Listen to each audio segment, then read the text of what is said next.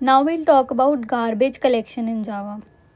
जब हम जावा के फीचर्स पढ़ रहे थे तो मैंने वहाँ पे बताया था कि जावा में ऑटोमेटिक गार्बेज कलेक्शन होती है। This is one of the feature of Java. तो गार्बेज कलेक्शन होता क्या है? तो in Java garbage collection is a process by which Java virtual machine automatically manages memory. ठीक है, it automatically manages the memory. हमें कुछ करने की ज़रूरत नहीं होती है, वो खुद ही अपने आप मैनेज करते हैं। कैसे? अनयूज्ड ऑब्जेक्ट्स को फ्री हटा दो, ठीक है, रिक्लेम कर दो and free up memory for future allocation. C में हम क्या कर रहे थे? मैलॉक कैलॉक यूज़ करके मेमोरी एलोकेट डी एलोकेट कर रहे थे। एंड अगर हम डी एलोकेट नहीं करते तो बहुत प्रॉब्लम आ जाती थी, उससे इशू क्रिएट होते थे। बट इसमें ऐसा नहीं होता है। इसमें ऑटोमेटिकली जो हमारी जावा वर्चुअल मशीन है वो मेमोरी मैनेजमेंट करती है। जो ऑब्जेक्ट्स बहुत टाइम तक यूज़ नहीं हुए होते वो उसको हटा देते हैं एंड फ्यूचर के लिए मेमोरी खाली कर देते हैं।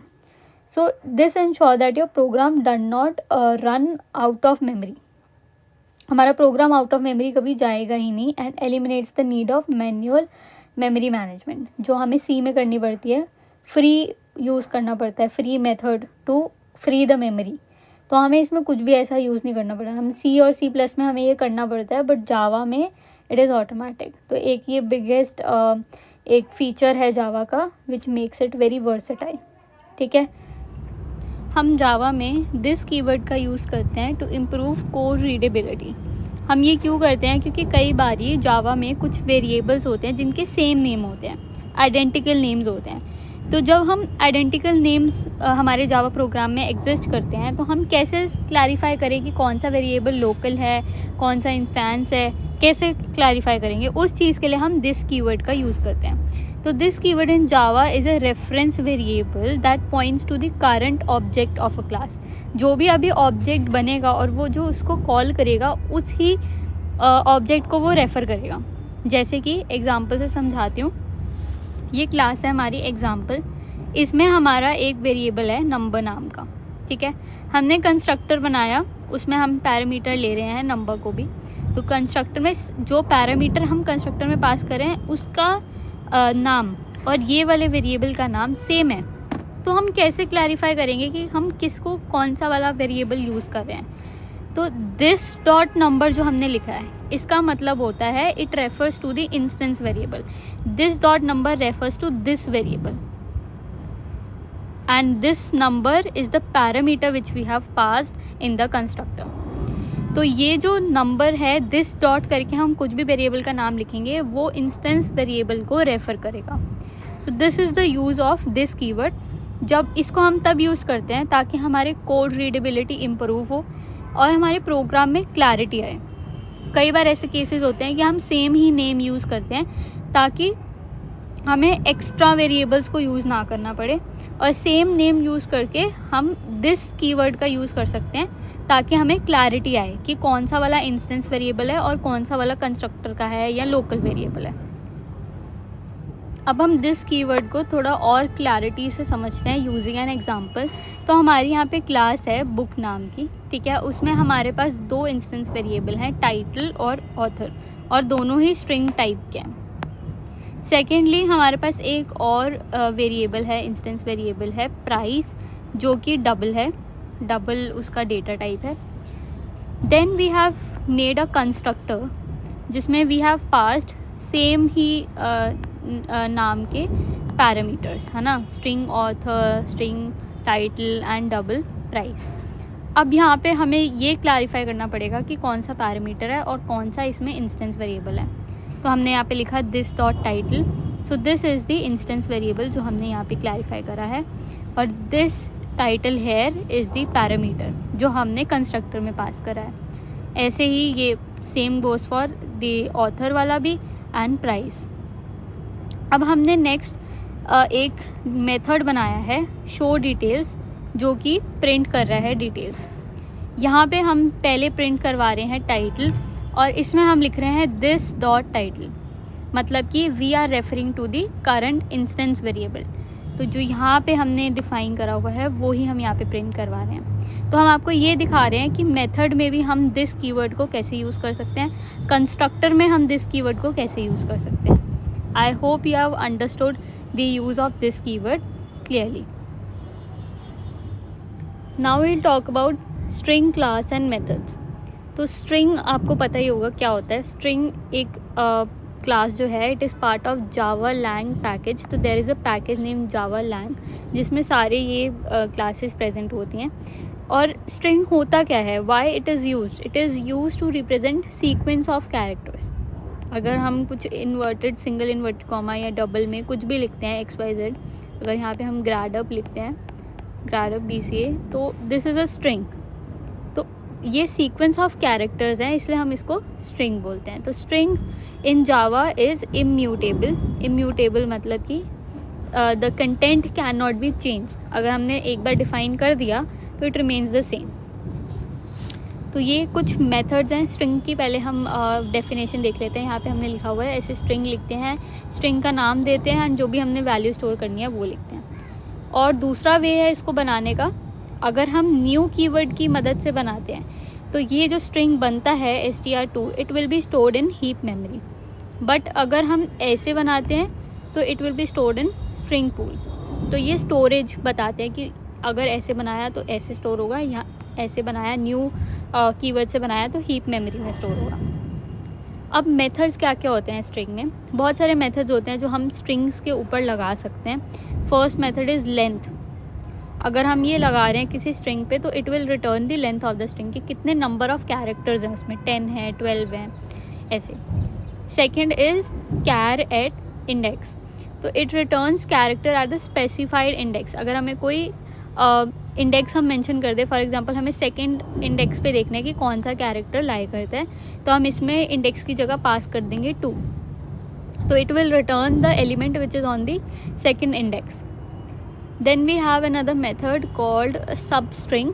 स्टार्ट इंडेक्स और एंड इंडेक्स इसमें हमें मेंशन करना होता है। तो हमें कुछ भी, अगर हम जैसे मान लो स्टार्ट इंडेक्स लिखते हैं 2 एंड एंड इंडेक्स लिखते हैं 5, तो it will return us the substring, जितने भी उसमें कैरेक्टर्स, इसमें कितने कैरेक्टर्स रिटर्न होंगे from the second index till second, third, fourth. So it will return us 3 characters. Then we have equals and we here pass object as a parameter. तो ये क्या करता है, it compares the content of 2 strings for equality, कि do they have same number of characters और not. Then we have equals ignore case. इसमें भी it checks कि सेम कैरेक्टर्स हैं कि नहीं है, बट इसमें इट डजेंट मैटर कि कोई कैपिटल में है या स्मॉल में है। इफ़ यू राइट ग्रैड ऐसे and if another string has grad ऐसे, तो अगर हम इस वाले में इग्नोर्स वाले में पास करते हैं ये चीज़, तो इट डजेंट मैटर, वो फिर भी हमें ट्रू रिटर्न करेगा कि वो इक्वल है। But in this case only equals वाले में केस में it will return false. Then we have compare to, जिसमें हम string पास करते हैं, तो it compares 2 strings lexicographically। इसका क्या मतलब होता है? पता नहीं।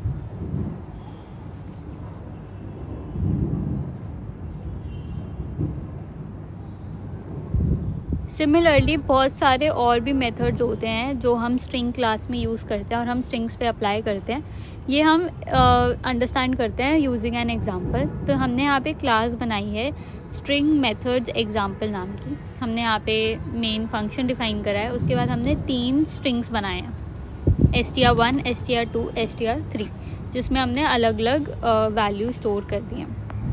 Now will apply all the methods. पहले हम अप्लाई कर रहे हैं to check the length of the string. For example हमने str1 की लेंथ चेक करनी है, तो हम ऐसे मेंशन करते हैं str1 डॉट लेंथ। ये एग्ज़ाम पॉइंट ऑफ व्यू से भी इम्पॉर्टेंट क्वेश्चन बनता है कि स्ट्रिंग क्लासेस और स्ट्रिंग मेथड्स क्या होते हैं, डिफ़ाइन करो।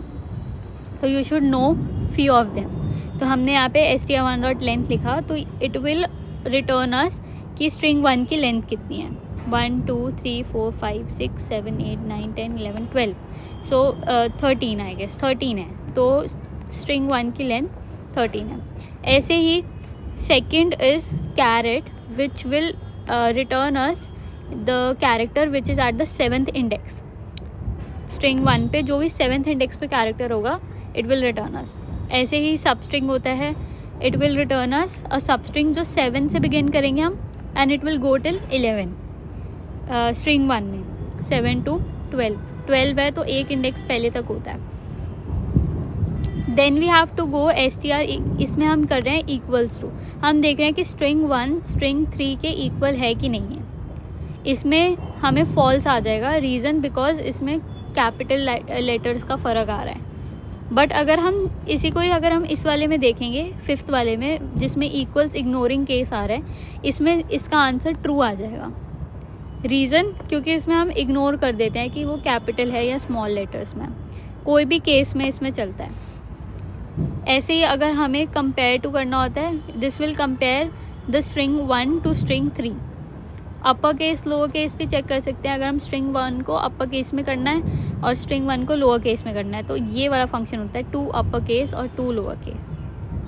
अगर हमें ट्रिम करना होता है, ट्रिम का मतलब होता है to remove the extra spaces from left and right both, उसके लिए हम ट्रिम यूज़ करते हैं। तो यहाँ पे अगर आप स्ट्रिंग 2 को देखोगे तो यहाँ पे एक्स्ट्रा स्पेसेस है, एम्प्टी स्पेस है दोनों साइड स्ट्रिंग इन्वर्टेड कॉमास में। तो अगर हमें इनको हटाना होता है उसके लिए हम ट्रिम फंक्शन यूज़ करते हैं। तो हम ऐसे लिखते हैं str.trim और इसमें हम मेंशन कर देते हैं कि कैसे, और वो ट्रिम करके हमें दे देते हैं। नेक्स्ट जो रिप्लेस मेथड है, it is used to replace a particular string sub string from the desired string. तो जैसे हमने स्ट्रिंग 2 में रिप्लेस करना है जावा विद पाइथन, तो जावा की जगह पाइथन आ जाए, तो if will write this statement, इससे क्या होगा कि Java would be replaced with Python. Next we have discussed contains method, जिसमें हम ये चेक करते हैं कि हमारे स्ट्रिंग में जो वर्ड हमें चेक करना है वो है कि नहीं है। तो जैसे हमने यहाँ पे लिखा है स्ट्रिंग 1 डॉट कंटेन्स वर्ल्ड, तो इट विल रिटर्न ट्रू अगर हमारे स्ट्रिंग 1 में वर्ल्ड ये वाला जो यहाँ पे स्ट्रिंग लिखा है वो है कि नहीं है, और अगर नहीं होगा तो इट विल रिटर्न फॉल्स। इसी तरह कुछ काम करता है starts with and ends with.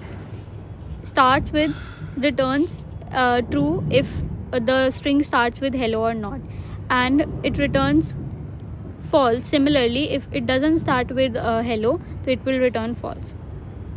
ऐसे ही ends with, if the string ends with this mark exclamation mark whatever string we pass, it will return true, and if it does not end with that it will return false. Then we have next method concatenate. तो this what it does it joins the two strings। हम जो भी mention करेंगे इसमें, जैसे हमें यहाँ पे concatenate करना है string 1 and string 2, तो हमें hello world और hello world और जावा प्रोग्रामिंग को concatenate करना है। तो हम उसमें string 1 डॉट concatenate जो भी दूसरा करना है हम उसमें कर देंगे, बट हम इसमें string 2 को ट्रिम कर दिया है ताकि उसके जो एक्स्ट्रा स्पेसेस है दोनों साइड से वो रिमूव हो जाए। लास्टली हमने यहाँ पे मेथड डिफाइन करा है is empty. It will check कि हमारी जो स्ट्रिंग है, डिफाइन स्ट्रिंग है, वो एम्प्टी है या उसमें कोई कैरेक्टर्स हैं। अगर वो एम्प्टी है तो इट विल रिटर्न ट्रू, अगर वो एम्प्टी नहीं है तो इट विल रिटर्न फॉल्स। तो in this case it will return false क्योंकि हमारे स्ट्रिंग 1 में वैल्यू है hello world. So this is the output of the required code which we have mentioned before. So you can check with all the methods and how they are producing output and how do you have to write the codes for every string methods. तो string buffer और string builder दोनों classes हैं जो जावा ने define करी है जो mutable है, बट इन दोनों में डिफरेंस क्या है? Why two classes? तो जो string buffer class है वो थ्रेड सेफ है।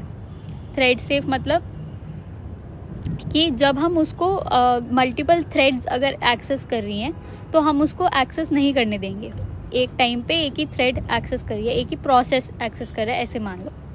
सेकंड कि वो सिंक्रोनाइज है, इसका भी वही मतलब होता है कि सिंक्रोनाइज्ड मतलब कि एक टाइम पे एक ही प्रोसेस एक्सेस कर रहा है, एक टाइम पे एक ही प्रोसेस चेंज कर रहा है उसमें अगर कुछ भी चेंज करना है तो।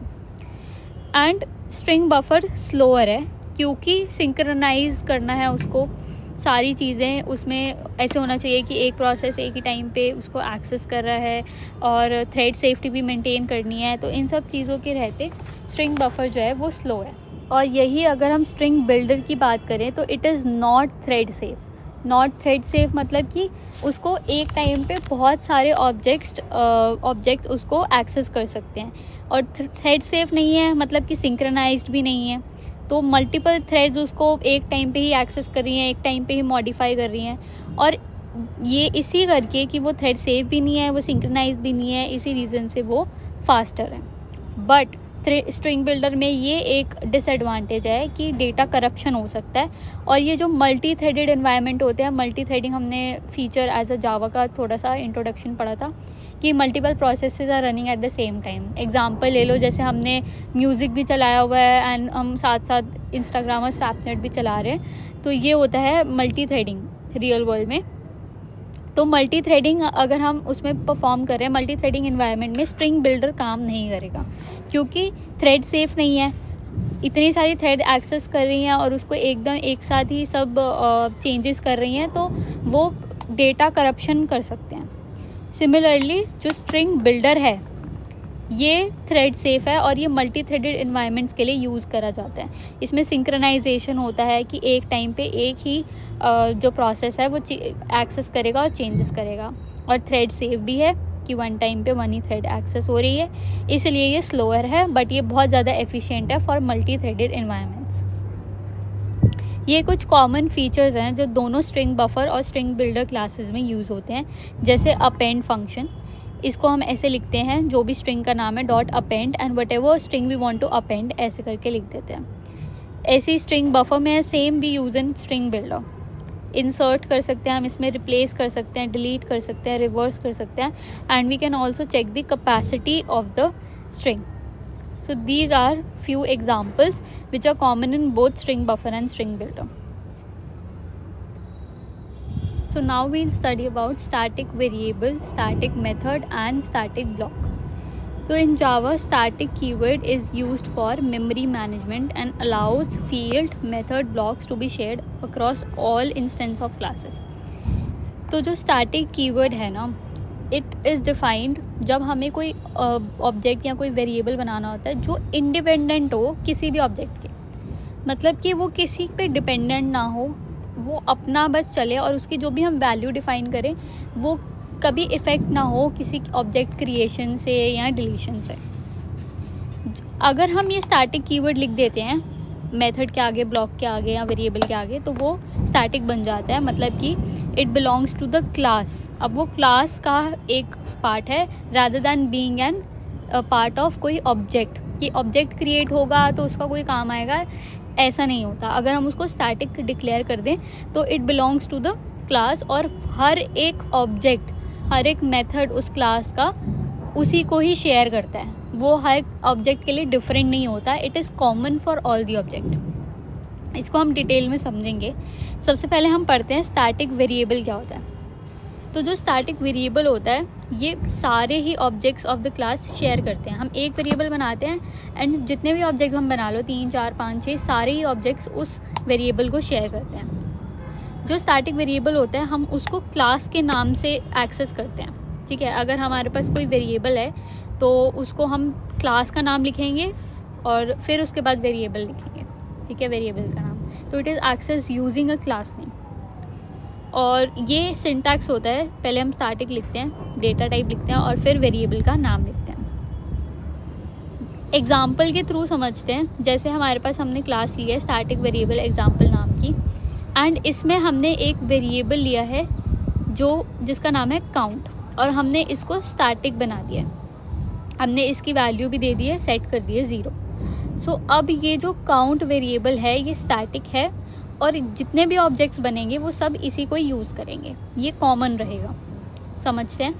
हमने यहाँ पे कंस्ट्रक्टर बनाया है स्टैटिक वेरिएबल एग्जाम्पल नाम का, और ये क्या कर रहा है, ये काउंट प्लस प्लस मतलब कि इंक्रीमेंट कर रहा है स्टैटिक वेरिएबल को।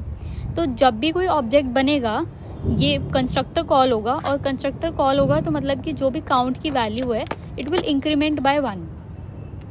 फिर हमने एक मेथड बनाया है डिस्प्ले काउंट नाम का, जो हमारी काउंट की वैल्यू को डिस्प्ले कर रहा है कि कितना है। अब हम मेन क्लास में आ जाते हैं। मेन क्लास में हमारा मेन फंक्शन है। हमने यहाँ पे 3 ऑब्जेक्ट्स बनाए हैं, ऑब्जेक्ट 1, ऑब्जेक्ट 2, ऑब्जेक्ट 3। तो जैसे ही ऑब्जेक्ट 1 बना, काउंट इज़ 0, ठीक है। स्टैटिक वेरिएबल ये कंस्ट्रक्टर कॉल होगा, काउंट की वैल्यू वुड बी 1 +1 हो जाएगा, ठीक है। और हम फिर उसके बाद एक और ऑब्जेक्ट बना रहे हैं, तो अब इसके लिए ऑब्जेक्ट 2 के लिए काउंट की वैल्यू 0 नहीं होगी, अभी वो 1 है, तो इट विल रिमेन 1। फिर उसके बाद दोबारा कंस्ट्रक्टर कॉल होगा, अब काउंट की वैल्यू फिर से इंक्रीमेंट होगी बाय 1, तो अब काउंट की वैल्यू क्या हो गई 2। हमने एक और ऑब्जेक्ट बनाया है ऑब्जेक्ट 3, तो इसके लिए अब काउंट की वैल्यू 2 ही रहेगी, इट वोंट बी 0। तो फिर से हम आएंगे यहाँ पे, काउंट की वैल्यू इंक्रीमेंट होगी और अब काउंट की वैल्यू 3 हो गई है। तो जब हम लास्ट में ऑब्जेक्ट 1 डॉट डिस्प्ले काउंट करेंगे, हम ऑब्जेक्ट 1 डॉट डिस्प्ले काउंट कर रहे हैं, तो इसमें भी काउंट की वैल्यू जो 3 है, अभी 3 चल रही है करंटली, वो ही रहेगी, नो मैटर आप जिस मर्जी ऑब्जेक्ट के लिए डिस्प्ले करिए काउंट। तो यहाँ पे जो आउटपुट है वो 3 ही आएगा। यहाँ पे अगर आप ऑब्जेक्ट 2 डॉट डिस्प्ले भी लिखते हैं, डिस्प्ले काउंट, तो भी आउटपुट 3 ही आता। तो the static variable is common for all the objects, और it doesn't matter, it is not dependent on the object, it is the member of class. I hope you have understood static variable. Now we'll move forward and understand static method क्या होता है। अगर हमने method ही static बना दिया तो उसका क्या मतलब होता है। So static method belongs to the class and can be called without creating an instance of a class. बिना object create करे भी हम static method को call कर सकते हैं।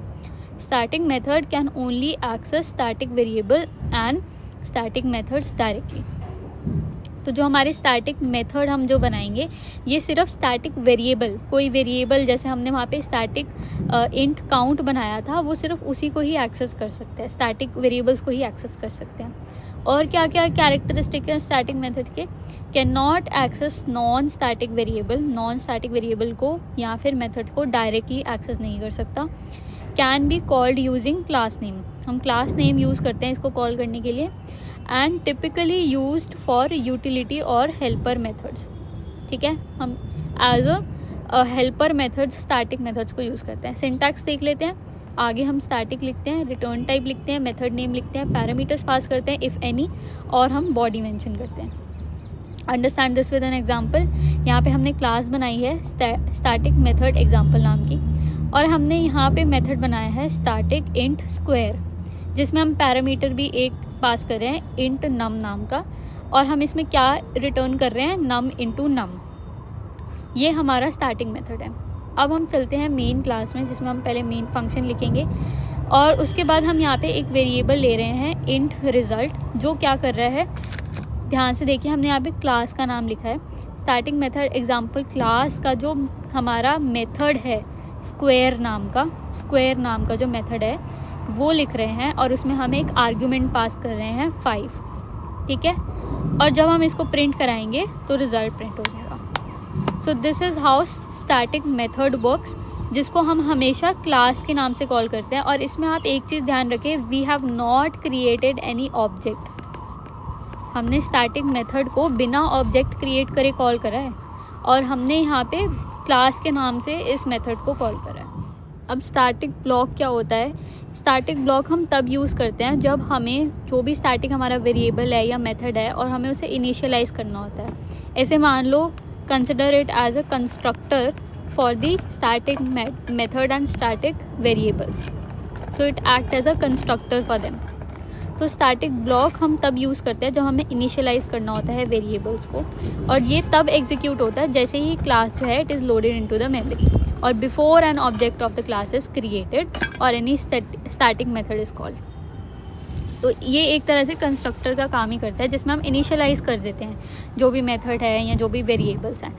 एग्जाम्पल से समझते हैं, जैसे हमने यहाँ पे क्लास बनाई है स्टैटिक ब्लॉक नाम की, हमने यहाँ पे एक वेरिएबल भी बनाया है स्टैटिक इंट नम, तो नम वेरिएबल है जो स्टैटिक है और इंटीजर टाइप का है। ऐसे हमने एक मैसेज वेरिएबल भी बनाया है जो भी स्टैटिक है, स्ट्रिंग टाइप का है।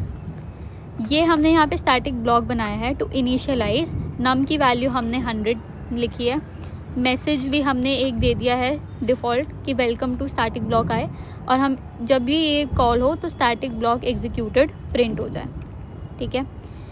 ऐसे ही हम एक स्टैटिक मेथड भी बनाया है हमने, जो हमें डिस्प्ले कर रहा है नंबर और मैसेज। जब हम मेन क्लास में जाएंगे, मेन मेथड लिखेंगे, और यहाँ पे अगर हम लिख रहे हैं static block dot example display, तो हम यहाँ पे क्या कर रहे हैं, स्टैटिक मेथड्स को एक्सेस कर रहे हैं। तो जैसे ही वो यहाँ पे जाएगा स्टैटिक ब्लॉक में, सबसे पहले जैसे हमने ये लिखा कंस्ट्रक्टर कॉल हो गया, स्टैटिक ब्लॉक एग्जीक्यूटेड आ जाएगा। उसके बाद डिस्प्ले फंक्शन में हम जाएंगे, नंबर प्रिंट होगा। सिंस हमने कोई ऑब्जेक्ट बना के नहीं दिया है, तो जो बाय डिफ़ॉल्ट स्टैटिक ब्लॉक में हमने नंबर की वैल्यू, नम की वैल्यू 100 दी है, वो प्रिंट हो जाएगी। और जो हमने मैसेज यहाँ पे दिया है by default, welcome to static block, वो प्रिंट हो जाएगा। So this is how static block works. I hope you have understood static variable, method and block. Lastly we have to consider final keyword क्या होता है। तो final keyword जावा में हम तब यूज़ करते हैं जब हमें कुछ कॉन्स्टेंट्स डिक्लेयर करने होते हैं कि हाँ दिस इज़ फाइनल, अब you can not make any changes. या फिर हमें रिस्ट्रिक्ट करना होता है इनहेरिटेंस, मतलब कि अगर हमें कोई क्लास को अगर हम फाइनल डिक्लेयर कर देते हैं तो उसको कोई और क्लास इनहेरिट नहीं कर सकती है। और अगर हमें ओवरराइडिंग प्रिवेंट करनी होती है, यानी कि इस मेथड के ऊपर कोई इसको ओवरराइड ना कर ले, इसको कोई एडिट ना कर दे। एंड मेक वेरिएबल्स इम्यूटेबल, और अगर हमें कुछ वेरिएबल्स की वैल्यू इम्यूटेबल मतलब कि चेंज नहीं हो सकती, वो करना है। तो फाइनल वेरिएबल, अगर हम वेरिएबल के आगे फाइनल लिख दें तो वो कांस्टेंट बन जाता है, मतलब कि एक बार ही फाइनल लिख दिया वेरिएबल के आगे तो हम उसकी वैल्यू चेंज नहीं कर सकते, value can not B change. और इसको हम इनिशियलाइज करते हैं ड्यूरिंग डिक्लेरेशन, डिक्लेरेशन के दौरान या फिर कंस्ट्रक्टर के साथ हम इसको फाइनल बना सकते हैं। सेकेंड, हमारे पास फाइनल मेथड होता है। अगर हम मेथड के आगे फाइनल लिख दें तो जावा कैन नॉट बी ओवररिडन बाय जो मेथड होता है। अगर हमें फाइनल मेथड लिख दे तो वो ओवरराइड नहीं कर सकते कोई भी सब क्लास। जब मान लो इनहेरिटेंस में ऐसा होता है कि जो हमारी क्लास जो इनहेरिट करती है अपर क्लास को, वो ओवरराइड कर देती है उसका मेथड, उसके ऊपर अपना लिख देती है। तो ये चीज़ नहीं हो पाएगी अगर हम मेथड को फाइनल डिक्लेयर कर देंगे। तो जो मेथड रहेगा ना, अगर उसको फाइनल डिक्लेयर कर दिया, it will remain same across all सब क्लासेस। तो इससे हमारी जो मेथड ओवरराइडिंग होती है ये बच जाएगी। लास्टली, अगर हम क्लास को ही फाइनल डिक्लेयर कर दें तो हम उसको इनहेरिटेंस में यूज़ ही नहीं कर सकते, it can not be extended. This is useful when you want to prevent inheritance. जब हम चाहते ही नहीं है कि हमारी ये वाली क्लास को कोई इनहेरिट करे और कोई चेंजेस हमारी क्लासेस की फंक्शनैलिटी में लाए, तो हम क्लास को ही फाइनल डिक्लेयर कर सकते हैं। ये सिंटैक्स है। अगर हमें वेरिएबल को डिफाइन करना होता है तो हम डेटा टाइप से पहले फाइनल लिख देते हैं। सिमिलरली, अगर हमें कोई मेथड को फाइनल डिक्लेयर करना होता है तो हम मेथड के रिटर्न टाइप से पहले फाइनल लिखते हैं। और अगर हमें क्लास को ही फाइनल बना देना है तो हम क्लास के पहले फाइनल लिखते हैं, final class, class name. C++ और जावा में क्या डिफरेंस है? प्राइमरीली ये डिफरेंस रहता है कि C++ प्योरली ऑब्जेक्ट ओरिएंटेड नहीं है, it supports procedural, object oriented and generic programming, तीनों। तो हम C++ में कोड जो है वो बिना क्लासेस और ऑब्जेक्ट्स बनाए भी लिख सकते हैं। But in Java is primarily object oriented programming language, मतलब कि everything in Java is in classes और इन ऑब्जेक्ट्स। प्लेटफॉर्म डिपेंडेंसी की बात करें तो C++ प्लेटफॉर्म डिपेंडेंट है। ये इसमें मैटर करता है कि जिसमें हमने कंपाइल करा है कोड उसी ऑपरेटिंग सिस्टम या उसी प्लेटफॉर्म पे रन होना चाहिए। But thanks to JVM, Java virtual machine, Java is platform independent.